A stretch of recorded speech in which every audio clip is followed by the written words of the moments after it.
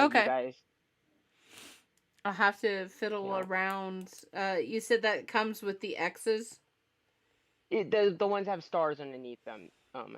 That was I put the letters with the stars underneath them, and I ran them through a word unscrambler, and that was the only six-letter word I got from it. So I was like, huh, interesting. So, but I do also want to say something about one of the theories you had mentioned, Artemis, because it really does bother me a bit. Is that's okay? Uh huh. What's that? It's about your theory about John Doe in a sense. While I fully see your point, and the evidence does circumstance that, the thing that really knacks at me is that if John Doe has been this imposter this whole time, wouldn't Deb see this? The reason that's the Yeah. main thing that hits me there. It's like, if this whole time John Doe was playing us, wouldn't Deb know? Like, Well, I feel like she just honestly, our team didn't know for the longest time either. I yeah, I but I think it could be like another possibility that came up to us was like um John Doe is an ex Syntech employee or has worked Well, closely with she said Nelson. old friend. True, so he was close to Deb, Deb was close to Nelson. The link is there. And I don't know if I'm not the only one, and I know Toast is on the audience. Toast can confirm that this has happened. But in our growth with the friendship between us and the SB Council, we've gained their ticks and they've gained some of each other's ticks, all going back and forth between each other. For example, Toast got ticks from Emiko. I got some pastel behavior. Emiko got some pastel like traits just going hopping around, and that includes gestures, expressions, and I think that time is ticking is something John Doe might say because he inherited the quote unquote tick from Nelson, from working closely with Nelson. that's my thought process too. Is that it's not so much that he is so much in possession also or anything, or he's a phantom. It's just that he worked with Syntech for a while. That it's just possible. Well, the one thing that bothers me about the whole John Doe wanting the emulator really badly, and not even if you go back and you look at the chat logs that Matthias had on the Apple II with Deb about the emulator, like, why did you send it to us? Now he wants it. And she said, well, if he wants it, then you should trust him. And that always bothered me because um because it's like, wait, so you, if she wanted him to have the emulator, why not send it to him? And uh Well, yeah. didn't she say she had to extend it to them in a prior episode so they could get the server up so John could go from there and help and she could help him out with what he needed? Isn't that what she told them? Isn't that the reason why she sent the emulator? I mean, quote me if I'm wrong about Well, that, it but I could was have like seen that. basically like he was the only one with the technology to do it, and I was just like, have you seen Megadesk? But uh, the chat log on the Apple II was really weird that she was just like, well, if he wants it, you should trust him um all the way. Um I kind of got the sense from her that it was an order she gave. But Well, one of the things that bothers me about John Doe is if you go back and you go read the chat logs before the absolute date, Matthias gets on there and he's chatting to Deb and he says we feel alone and we feel scared. And the way that Deb is talking to them is very full of emotion and empathy. The way that Nelson talks is lacking empathy. And the moment that John Doe got the emulator, D3B all of a sudden had no empathy and was giving half answers and was like beating her head against the wall to get anything from Deb. And that's what made us frustrated with her in the first place. And it was like almost like we were talking to Nelson. It was very computerized, very cold. But if you go back and read the chat logs, let me find it. Let me pull up the evidence here. If you go to the chat logs and you listen to the way she is talking to them before the absolute date, before they give the emulator up, it was a nice chat. Yeah. So there's that's it. I get what you mean. I understand what you mean. That and Trust the me. entire section of the answering machine extremely creeps me out. Okay, here It is makes me think of like Nelson left the answering machine, and then Oh once he gosh. realized that the phone rang, he came rushing season as soon as he 1. could. Season 1, episode 20 is what I'm talking about. Time to prepare for the worst case scenario. We have an Apple II chat with Deb, and I think it's the last Apple II chat that we have with her. Matthias, Yeah. Deb, are you still there? Deb, always. Matthias, we need help. We're tired of this and tired of being alone. Deb, this unit does not recognize that it is the day. This unit recognizes that it is the day before the absolute date of March 5th, isn't it? Matthias, yes, March 5th is tomorrow and we're scared. Deb, fear is normal in a situation like this, but you have to be more powerful. But you have more power than you think. Nelson fears you. He always has. I cannot help you through it, as we've passed such a point already. Everything from this point on is you. Matthias, what do you mean we've passed the point? Deb, I once believed that everything needed to be under my control. It was all I had left, and I fiercely defended it.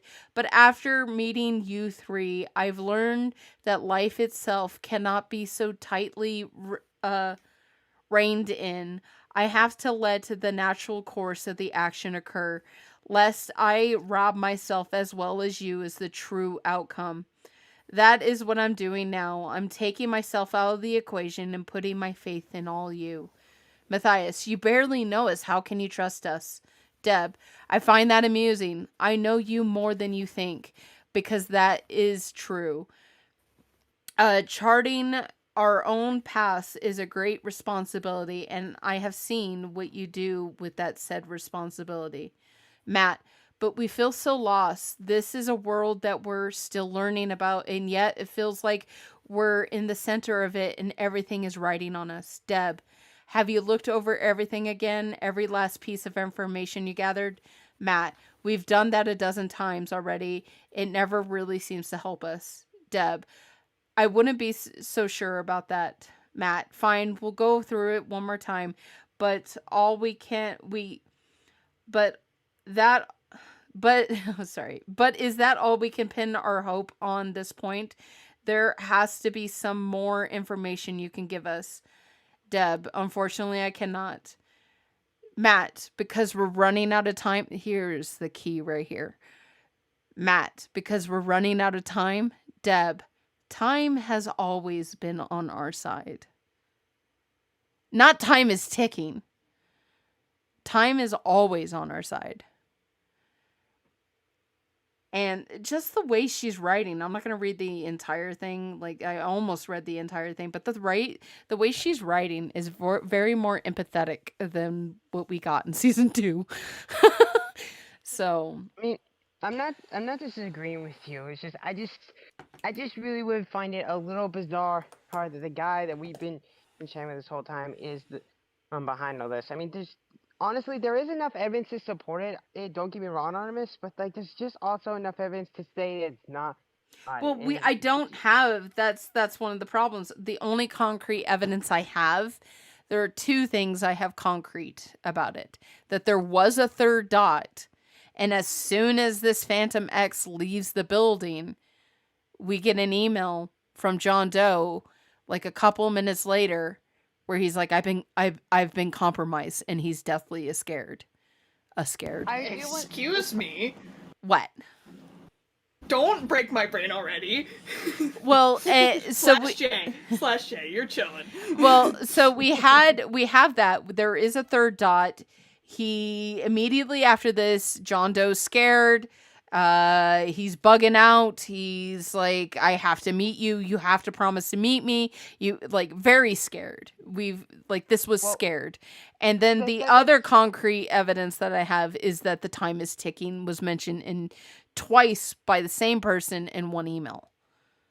Well, that's where I kind of wanted to like make my idea about that. I think the whole reason it was that was a whole coincidence is because I felt like that was more of Nelson informing Matt that it was game over now and he was playing his end game, which is why John Doe panicked and wrote that email. It wasn't so much that it was just a coincidental time on like John Doe saying, "Oh hey, yeah, now that I'm out of the building, I can go ahead and just use my disguise." It was more of crap. They're moving in. I gotta get the heck out before I get caught by them. And that's more my line. It's more of him just giving the signal, move in, get him, like a SWAT team or something. And time will tell. That's the only thing that I can say is that we'll find out in the end. And hopefully I am wrong. That way we're not getting any clues to anyone out there. But thank you so much for that. We're going to have to go to one more person. That way we can get at least to one more person before we have to go. I completely understand. Well, thank you both thank you, for Tyson. having me. Thank you both for having me. Have a good day. Bye-bye. Bye. Bye. Dice said they have their headset fixed. Okay. Let me see if I can. Where did he go? I love how people I just stop being able to process names sometimes.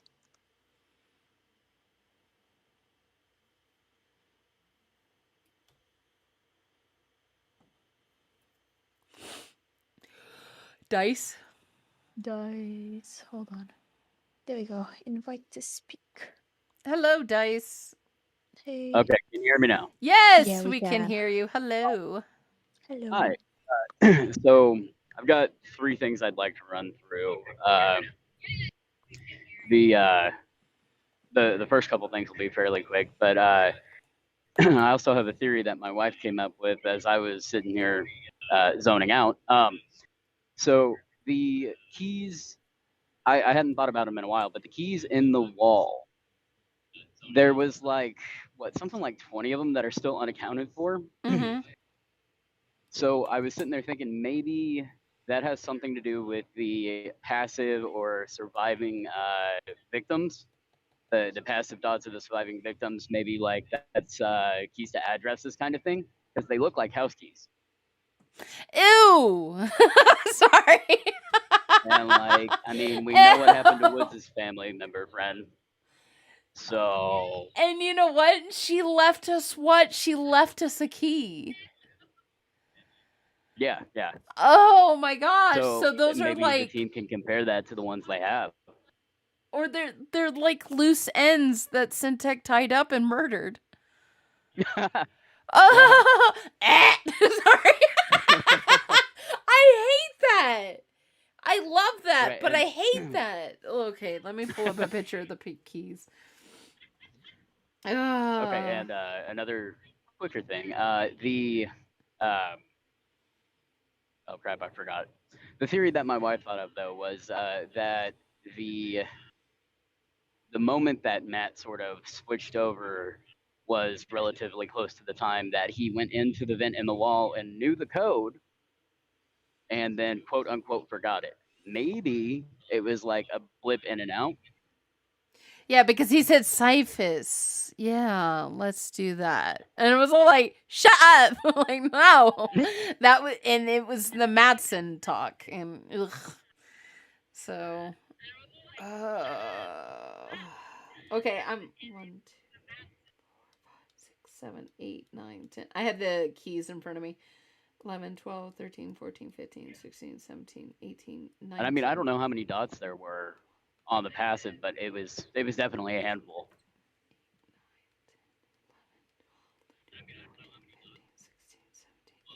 So we have 18 keys that don't have tags on them. They do have numbers, like stickers, but they don't have tags on them. So maybe we have 18 loose ends. I hate that. I hate it so much. 1, 2, 3, 6. And they have colors too. We have red keys, red tags, yellow tags, green tags, blue tags, gray tags. Maybe that was some kind of like level of involvement kind of thing. It could be serum. We have red serum. Oh. We have yellow. We don't have green. We have blue. And we have clear. That could be the white. I don't like this, but sorry. I mean, there is supposed to be a quite a bit of time left in the total development of the storyline. There's potential of being, 3 or 4 other serums we haven't even seen yet. So that could be. Yeah. We also have like these 2 American keys. Huh. Wait, naturally Wasn't we have one of those a copy for the Mountaineer? No, it Was it was the John Doe sent us his American key in good faith to Right, show right. us that he has had a set of keys as well. So these aren't the only set of keys out there. We have multiple sets of the same keys. Interesting. So that would make sense. They could be house keys to either victims, or Experiment survivors. employees, like house keys. Yeah. Yeah. So, but thanks for that, Nightmare. I'm so glad that you got your headset working, Dice. Thank you for coming up here. Thanks for having me. If I remember what the other thing is, I'll throw it up in chat. Okay. All right. We'll look forward to it. And if you remember throughout the week, throw it in our we do have a theory room. The Theorist Theater. You can throw it up in there so people can talk about it and stuff. So Okay, we'll do. Thanks. all right. Thank you, Dice. All right. Bye. What do you guys think about that? My I head just hurts. noticed something What? looking at the evidence. Oh no. All of the keys have the exact same cut. Yeah. And that's what I was trying to remember. I was trying to remember freaking Locksmith who was talking about how the cut actually has like names.